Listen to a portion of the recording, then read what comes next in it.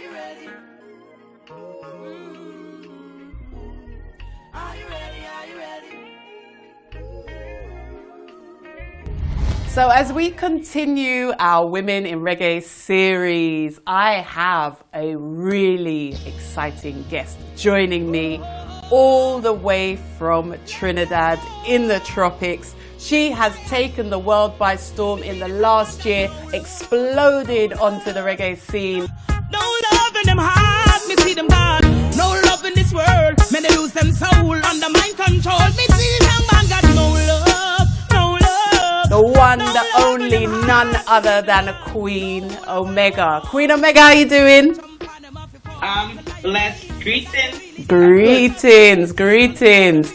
Now I know it's Sunday where you are, and you know you're cooking up a storm in your kitchen, right? You told us you're cooking up your Sunday dinner. Yeah, I'm almost there. I'm almost finished. All right, well, we're not going to keep you too long. Thank you so much for joining us all the way from overseas. We really, really appreciate it.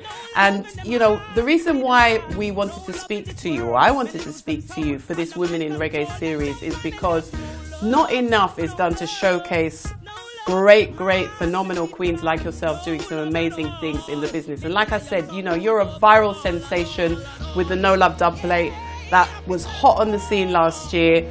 And in fact, those lyrics are really close to Reggae Chat Global's heart, because our logo, our motto is we are not local, we are global. And so when we heard your track, we were like, oh my gosh, could we have anything that was more fitting than your track, you know? So just tell me a bit about that, you know, because we love the track. Of course, it's with Little Lion Sound, it's a dub plate, but it's become a track on its own. Tell us about how all of that came about. Yeah, it's actually a song that I did many years ago, for like a really long time, and it was recorded on an EP that I did with a French label, a young French label. And you know, it's funny how music just comes around like in a full circle. I got an opportunity to do it with my new digital, and it created a buzz. But this time, I did a kind of fusion with one of my other songs that was blazing at the time called No Love. And you know, Little Lion did the plate session. It was a normal dub plate session like any other session. I didn't even expect this song to like really hit the place and get, you know, so much love and be viral. But it was really a blessing because it was just a normal me doing my thing on the mic, you know, just normal, natural dub plate. But it impacted the world. And I really think it's because of the lyrics, just as you say, because a lot of people can relate. You know, they're not local. I really wrote that song at a time where I think I wasn't getting enough respect and enough love in my island here in Trinidad, you know. So I was like, you know, I need to write a song to let them know that I'm not local, I'm traveling, I'm a reggae ambassador for my island here in Trinidad and Tobago. And I just needed to let the people them know, listen, I'm international, I'm global, you know, I'm universal, so don't call me local. And I just got the opportunity to write that song, and it's just one of those songs that you know is proper. It's one of those proper songs that everybody can relate to. No matter where in the world, everyone can relate to it. Do you know what? I love that. And we can all relate. As soon as you hear that track, it just hits a spot. Like, there's not many tracks out there that hit a spot, but that track really, really hits a spot. And before I even knew who was the artist behind it, I heard it. It was just everywhere. You know, like one of those earworms that you hear, and it feels like everywhere you go, it's just there. You know, your voice is so powerful. The energy you bring is so impactful. And that's just testament to who you are. And if I'm honest, I mean, before that track, I wasn't really familiar with you. So I want to talk about you. There's so many intriguing things for me about you. You're a reggae artist, you're a female reggae artist, you're based in Trinidad, which is where my father is from, which is traditionally, you know, the home of calypso and soca, not so much for reggae. So there's so many factors there that are unique, which is why I think this track hit the spot. But tell me about your journey into reggae. You know, how long have you been in reggae, and how did you get into reggae, being someone from a traditionally soca island? Yeah, I really wanted to stand out. Really and truly, I grew up doing like traditional soca and calypso music. I grew up working in a studio as well, Kenny Phillips studio, you know, not too far from where I live. And it was always a blessing being able to be in the studio because I was born with this voice, and this talent. And my mom always told me that, with this gift that you have, you have to, sing conscious music. You can't really just, you have to use it. You have to sing for joy. I was like, all right. And I remember that time when, that my spirituality was awakened. I was like about 16 years. And I really, really started to get on that conscious road. Really loving reggae, of course, because reggae was one of the genres that played a lot on the radio. And my dad was a big Bob Marley fan too. So I was exposed to all genres of music, growing up working in the studio, calypso, soca, R&B, dancehall. But reggae was one of my love, I really loved reggae. And when it was the time for me to choose what type of music that I would do, didn't even thinking that, I would have made it in a successful career. But I was like, if I want to do a career, then it would have to be reggae music. And I wanted to stand out. As you said before, I wanted to be different, I wanted to be unique. I really wanted to stand out. And I know at that time, it didn't really have no woman, no female doing reggae. Everybody was like doing the traditional soca and reggae and even R&B. And B. And I was like, yo, I'm going to do reggae. I'm going to break barriers. I'm going to make a difference and I'm going to do reggae. And it really, really worked for me. From the time I did realize and I chose that road, the universe just, paved that path for me. I got the opportunity to go to London from very young. And I recorded my first album in England. And I would never forget that experience. Well, what's it called? It was self-entitled Queen Omega, my first album, right? So it was Eponymous album, love it. perfect. People still talk about that album. That album have one of the biggest hits, I would say, for me with Kipleton and Sizzla, the song called Warning. Everyone still talks about that song. That album has collaboration also with Anthony B. It's a beautiful album, 17 tracks. And it made my stamp. It made everyone knew who I was. And from that album till now, I just continued, trying to be consistent, trying to keep doing music. There was a time when I wasn't really doing albums as such, but I was still putting out singles and making sure that I was still being heard some part of the world, releasing something. Isn't it curious that, you've had a global impact, right? And you've spoken about why you chose reggae to be unique, and certainly you are that. And I really salute you for that because it's a brave move. It's really courageous. It's really brave. But I hear that courage and that fierceness and that lioness in your voice. I hear it in the energy that you bring over the mic. Your voice, once again, I have to say, is so powerful, as a not just as a female, but just as an artist. There's so much depth in what you bring. And I think that's why it's been so successful. So isn't it curious that now you're coming kind of a little bit full circle in that, even though you're based in Trinidad right now, we were like, oh my gosh, we're doing this Women in Reggae series. I was like, I have to get Queen Omega on this because the impact that you've had, not just, and you've spoken about your album, and definitely I'm going to go away and stream that because you've mentioned some real greats for me that you've collaborated with on that. Capleton, Anthony B, these are some phenomenal trailblazers in the reggae business, in the reggae industry. And for you as a female Empress to have collaborated with them, that's huge. So I'm definitely going to go and take a listen to that. Right? And I encourage everybody out there listening to do the same if they haven't, and I'm sure some of them have already.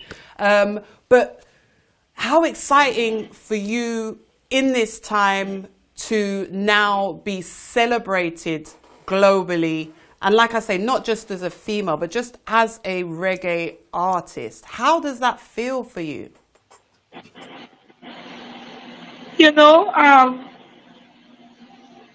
It's a fulfilling feeling, and I'm grateful. It's a feeling of gratitude because it shows that people honor the work because I've been doing this thing from a long time, I could say from since I was a baby, and now that I'm a grown woman and I'm still, blazing. Actually, my career have now jumped and it really feels fulfilling. It gives me the motivation and it's inspiring. It gives me the push to just continue doing what I'm doing because people feel and understand and, really love my music, and my music is just, it comes from the heart, and I guess it comes from what I experienced. I grew up in a home with only boys. I grew up without no, not enough feminine energy. So that has a lot, and I'm sure it impacts my music. That's where I get a lot of call from, because growing up with four brothers was not easy. And then I was in the middle of them. I was always the queen. Queenie from very young. Queenie was my is my home name. People still call me Queenie. People who don't even know that that was my birth name, they call me Queenie, because as I grew older and I started maturing and I showed certain skills, my father always said to me, and my parents always said to me that, I'm so wise and I'm so intelligent. And I guess being told these things, I walk with it and I put it in my music. I started writing from very young. And before I started writing songs, it was really poems. And my dad said to me one day, all the poems you're writing, they could be songs. I was like, yeah, Dad, I didn't really think about it. And that moment, they weren't poems anymore. They were like songs. And I really started concentrating and writing songs. That was about 16 years when I really started, like, really, writing. And I say one of these days, these songs is going to be on my album. So, like, it's like a manifestation. Everything that happening now in my life is stuff that I, meditated on, and stuff that I talked about, and stuff that I desired, and stuff that I really, really wanted. So it's like a dream come true. I don't want to make it sound like a cliche, but No, it's it's like, not a cliche. It's your truth. And this is why it's so yeah, inspirational, because look, part of the reason I wanted to focus on women in reggae is because it's hard enough anyway in the music industry and in certain creative industries for women. It's dominated by men. It's very tough to find your firm ground within that and be really accepted, respected, be treated as a credible artist. And so for somebody like yourself who's been in this game for so long, and you've come and you've just, honestly, you just hit the world with a real impact, with a real punch. And it is just so beautiful to see that you had this musical inspiration and this musical desire in you from early, and you've manifested that. Now, I've spoken to a few other females within this series, and they've spoken about the same thing, their vision and the fact that they've manifested what they want. And I think some people will think that's the cliche in terms of manifestation, but it's real, it's reality. And when you feel it in your soul. Actually, it's the truth, eh? Yeah. It's the truth. Yeah. This is what, and that's why we ought to be so careful of the things that we desire, and the things that we want. Because my mom told me that, from very young, I think I was about 9 years, when she told me that this voice that I have is not just an ordinary voice. Because everyone can sing, right? Everyone can carry a tune. Everyone can carry a melody, but then some people have to have the gift. And she told me that it was a gift, because she told me that when I was in her womb, she prayed a lot. Not that she didn't pray with all her sons. And I'm saying that because she said that same thing. She prayed with all her children, but for some reason she knew that I would have been her only daughter. And because of that, she prayed a special prayer, and she asked that I would be gifted. And I was born with this voice, and she told me it's a responsibility. So having that understanding from very young, I knew that I would have to sing for healing, sing to heal the people, and uplift the people. And reggae music was that music, that go-to music to do that. Reggae music is a message music. So that's why I chose reggae, because it was so easy to be able to express myself and say what I wanted to say, and say what people wanted to say. Even say the things that people don't even want to say the things that even people are afraid to say.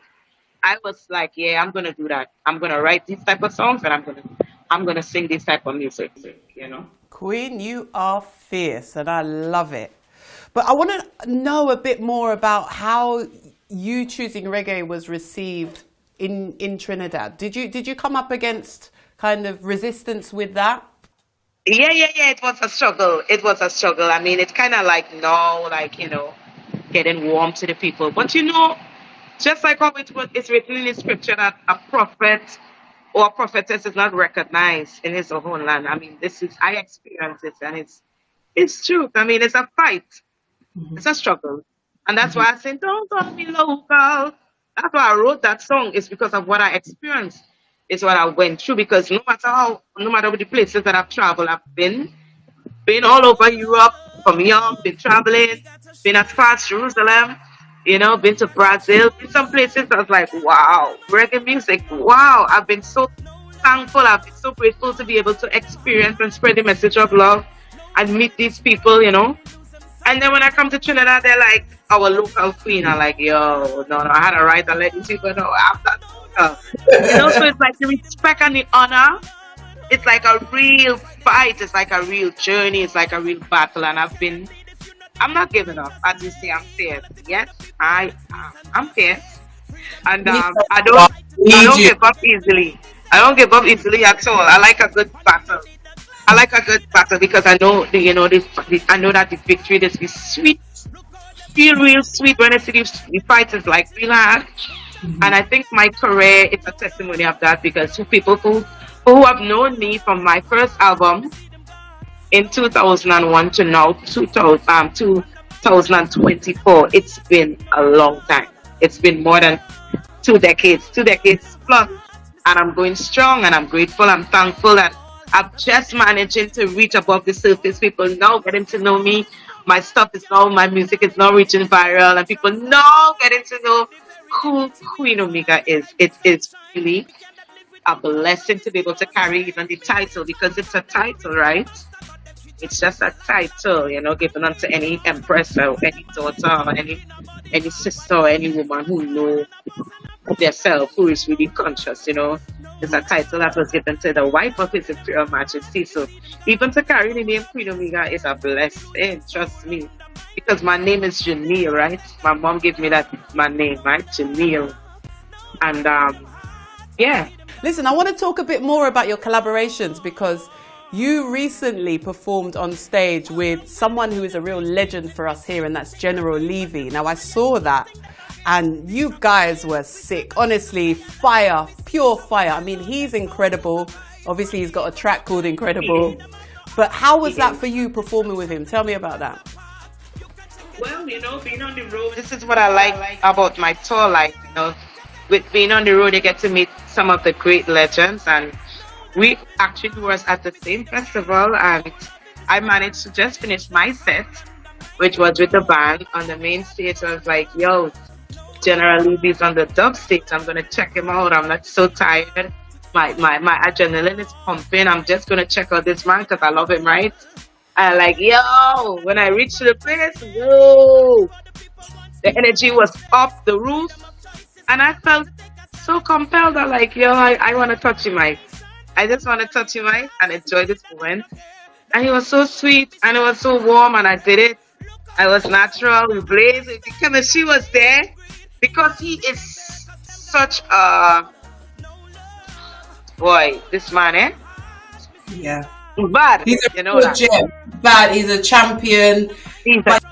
Yeah, and creating moments in history because these little nuggets and gems that are being created, we are going to look back, and generations to come are going to look back, and they're going to become iconic moments in the movement, in the genre, but just in terms of in music in general. So for you to be part of that, congratulations, I salute you, and you were just driven by your energy. So well done to you.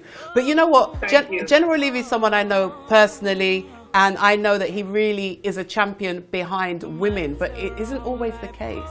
So how have you managed to navigate that space where men might look at you and think, well, who are you? And, the reggae music is for men, and how dare you think you can come and be queen, How have you managed to negotiate that?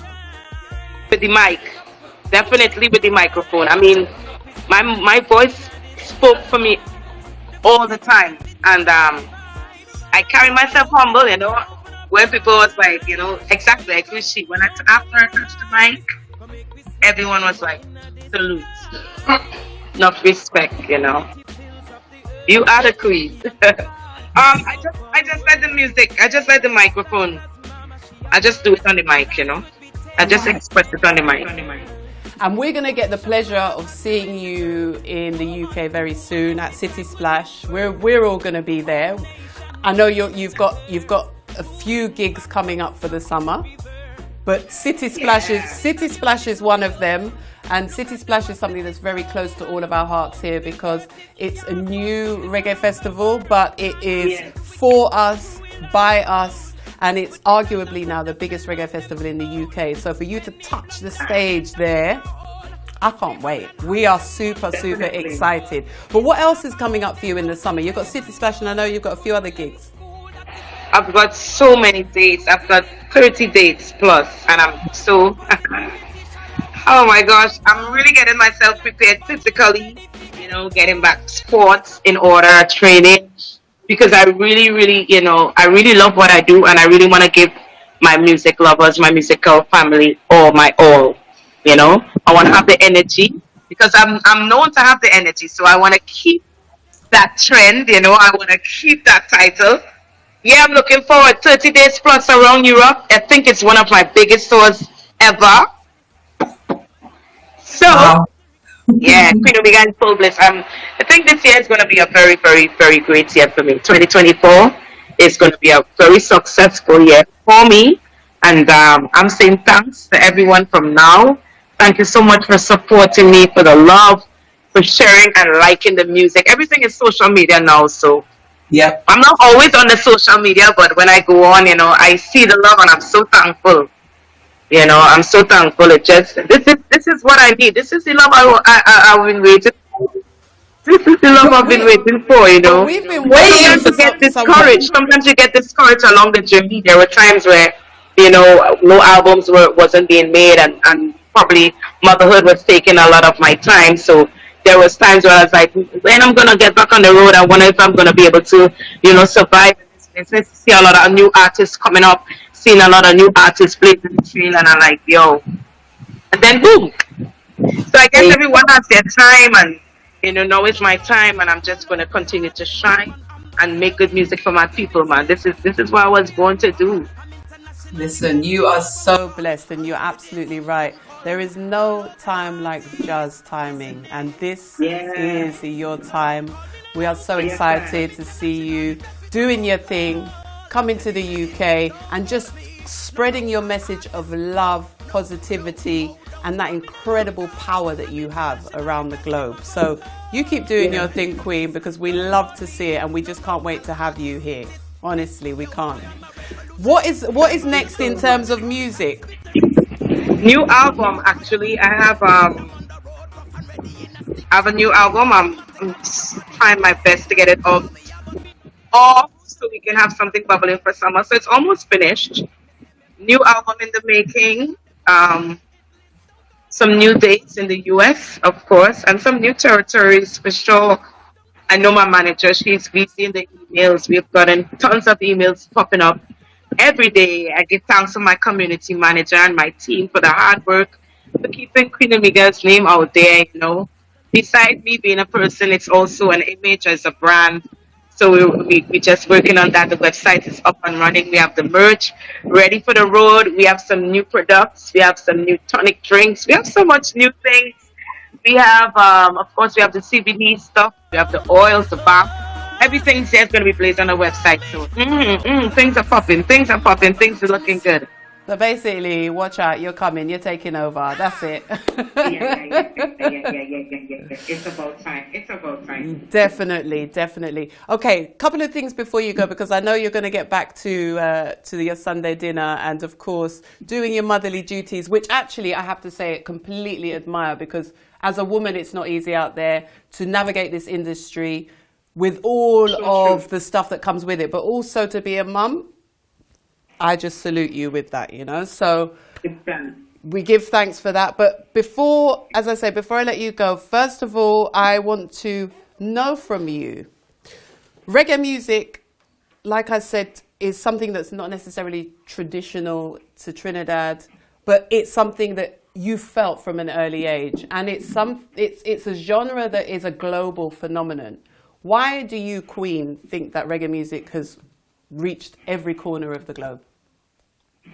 Because of the legends before, man. Look how many legends before us, Some still here, some have passed, some have gone on, It has always been a message music, and everyone wants there is a time in life where everyone needs a message. There's a time in life where everyone needs to be up again. We all go through our tides, just like the waves in the ocean. We have our down times, you know, and music is that. Music is that, and all different genres. I give thanks for all genres, but reggae music, man, reggae music is gospel music.